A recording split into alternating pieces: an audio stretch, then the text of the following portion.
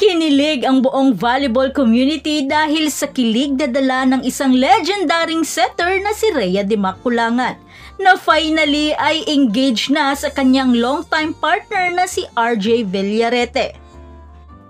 Kaya di ka makukulangan sa pagmamahal ni Rhea de Maculangan.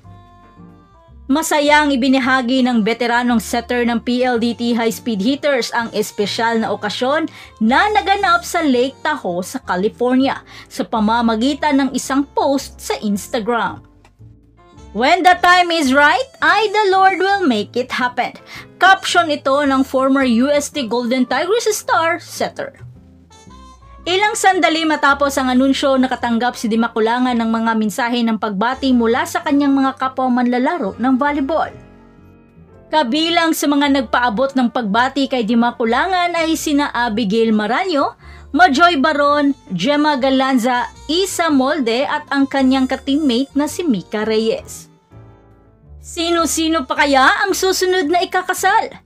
Sa ngayon, masaya ang kanyang ka-teammate na si Mika Reyes sa bago nitong karelasyon na mayor ng Lucena City na si Mark Alcala.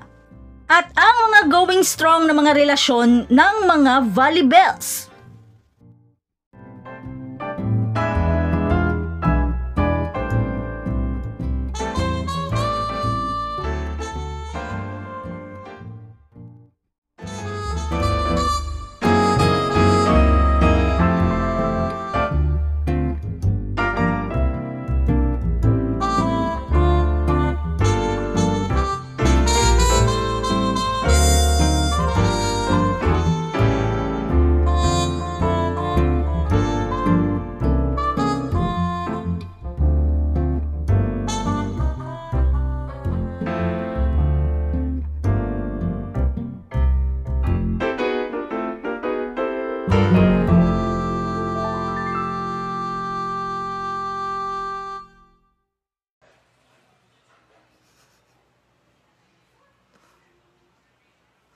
Feel na feel mo, love.